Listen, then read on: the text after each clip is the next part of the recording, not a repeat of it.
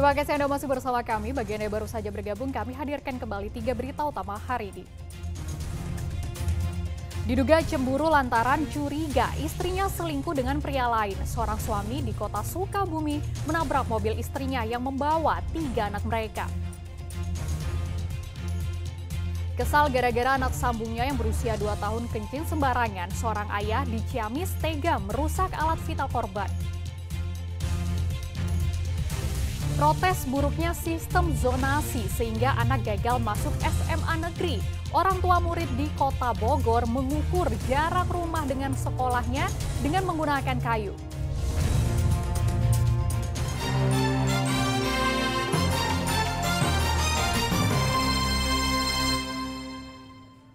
Kesal sang anak tak lolos masuk SMA negeri jalur zonasi. Sejumlah orang tua siswa di Bogor melakukan aksi protes. Mereka bahkan mengukur jarak rumah ke sekolah sebagai bentuk pembuktian syarat penerimaan peserta didik baru.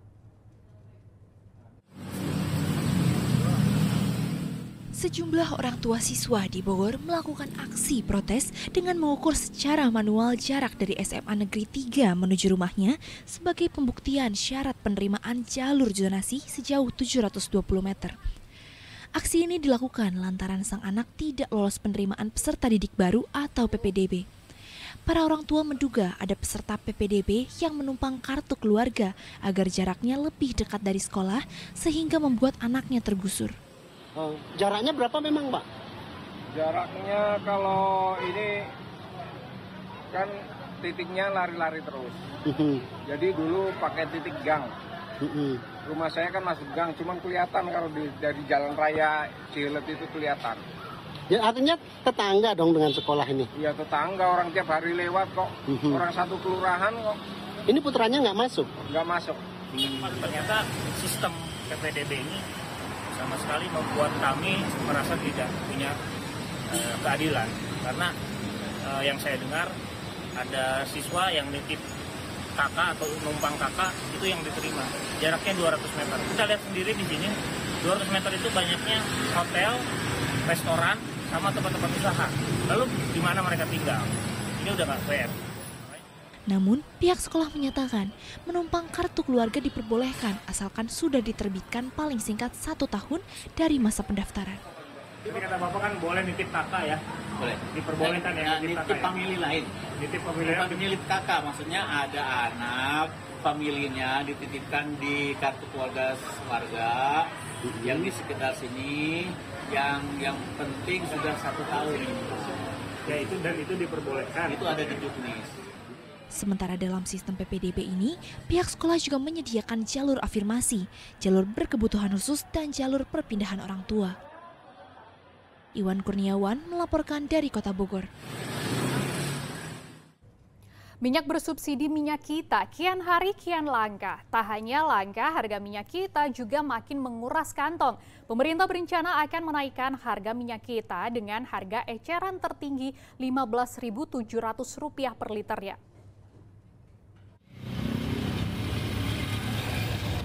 Menjelang kenaikan harga minyak kita yang segera diumumkan pemerintah, membuat keberadaan minyak subsidi ini sulit didapatkan. Pemerintah berencana akan menaikkan harga minyak kita dengan harga eceran tertinggi Rp15.700 per liternya. Para pedagang di Pasar Ciamis mengeluhkan harga minyak kita yang kian hari melambung. Pasokan yang sulit dan harga yang mahal dari pihak agen membuat pedagang menjual minyak kita seharga Rp17.000 per liter dari harga normal Rp14.000 per liternya. Harganya berapa sekarang, Teh? 17. Dijualnya 17. Udah naik ya, Teh? Udah berapa lama ini naiknya, Teh? Udah sekitar dari Lebaran. Oh, dari Lebaran udah naik harganya ya. Kalau misalkan nanti harganya naik, gimana nih? Ikut naik atau enggak? Ikut naik ya? yang lain. Oh gitu. Kalau Teteh sendiri belinya dari agen atau dari warungan? Dari agen. Dari agen ya. Dari sana udah ngejual mahal juga. Iya. Berapa dari sana? Sekitar 16-an. 16-an ya. Selain minyak kita, harga minyak goreng curah pun turut naik di pasaran.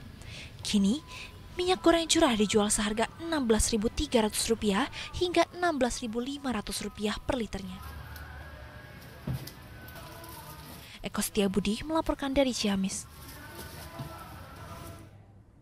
2 ekor babi hutan yang menyelinap masuk ke dalam rumah bidan di Kabupaten Kuningan sempat membuat heboh. Kedua hewan itu juga merusak barang-barang di dalam ruang praktik bidan sebelum ditangkap. Petugas pemadam kebakaran berusaha menangkap 2 ekor babi hutan yang masuk ke dalam rumah praktik bidan di Desa Lengkong, Kabupaten Kuningan, Sabtu lalu. Meski sudah menggunakan jaring, namun babi hutan tersebut masih dapat meloloskan diri sehingga petugas menggunakan upaya lain. Bahkan kedua ekor babi itu berpencar masuk ke ruangan yang berbeda sehingga petugas sempat kewalahan. Setelah setengah jam, satu persatu babi hutan itu dapat ditangkap petugas. Tidak ada korban dalam peristiwa ini, namun kedua babi hutan sempat merusak barang-barang di rumah bidan tersebut. Babi masuk ke rumah 2 ekor, masuk ke rumah bidan itu 2 ekor, yang satu masuk ke ruang praktek dan ruang praktek langsung diacak-acak, kerusakan di ruang praktek banyak sekali. Tambah lagi yang satunya masuk ke ruang kamar mandi, di luar kamar mandi sehingga pintu kamar mandi rusak. Usai ditangkap, kedua ekor babi hutan itu dibawa ke markas Damkar Kuningan untuk kemudian akan dikembalikan ke habitatnya. Agun Gunawan melaporkan dari Kuningan. Beralih ke informasi lain, ribuan peserta Karnaval Ngarak Cai mewarnai kemeriahan hari ulang tahun Kota Cimahi ke-23. Pada Sabtu lalu, mereka menampilkan busana unik dan kendaraan hias dengan tema melestarikan air sebagai sumber kehidupan Kota Cimahi. Sebanyak 1.500 peserta yang merupakan perwakilan dari 16 kelurahan tampil dalam ngarak cai atau air dalam memeriahkan HUT Kota Cimahi ke-23. Mereka menampilkan busana unik dan kendaraan hias mengelilingi sejumlah ruas jalan utama seperti Jalan Jenderal Amir Mahmud dan berakhir di Jalan Raja Wali. Selain kendaraan hias, para peserta juga mengarak air menggunakan wadah bambu dan gentong keramik. Arak-arakan diselingi dengan tarian adat Sunda dan ada juga yang mengenakan pakaian adat tradisional dari Kalimantan hingga Papua. Karnaval ngarak air ini merupakan simbol bersatunya masyarakat Kota Cimahi dalam upaya menjaga hasil alam atau bumi termasuk air yang berlimpah. Karena sesuai dengan namanya Cimahi yang memiliki arti air berkecukupan. Ini simbol ya, Cimahi itu tersendiri adalah sebetulnya kan Cimahi, air yang cukup. Jadi air sebagai sumber kehidupan. Dan dari air itulah saya pikir kita bisa memaknai betapa air ini harusnya menjadi tujuan dalam rangka untuk kejernihan kita dalam membangun kota ini, kekompakan kita dengan menyatukan seluruh potensi yang ada, ya.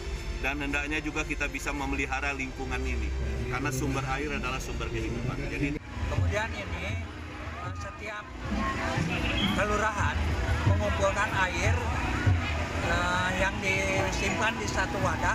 Wadah itu yang disebut dihijikan atau ngahiji sesuai dengan moto Cimahi, yaitu Cimahi ngahiji. Melaksanakan kegiatan rangkaian Hari Jadi Kota Cimahi di mana 15 kelurahan menjadi peserta ngarap kirap budaya ngarak cai. Peserta yang diturunkan dari masing-masing kelurahan ada sekitar 25 orang. Mudah-mudahan hari ini memeriahkan peringatan Hari Jadi Kota Cimahi. Diharapkan dengan karnaval budaya ngarak cai ini, masyarakat semakin sadar untuk menjaga lingkungan termasuk sumber air. Muhammad Abbas melaporkan dari Kota Cimahi. Sepertinya seru sekali ya tadi acara Karnaval Ngarak Cai. Ya, informasi tadi mengakhiri jumpa kita. Atas nama rekan bertugas, saya Fri Meriana mengucapkan terima kasih atas kebersamaan Anda. Selamat beraktivitas dan sampai jumpa.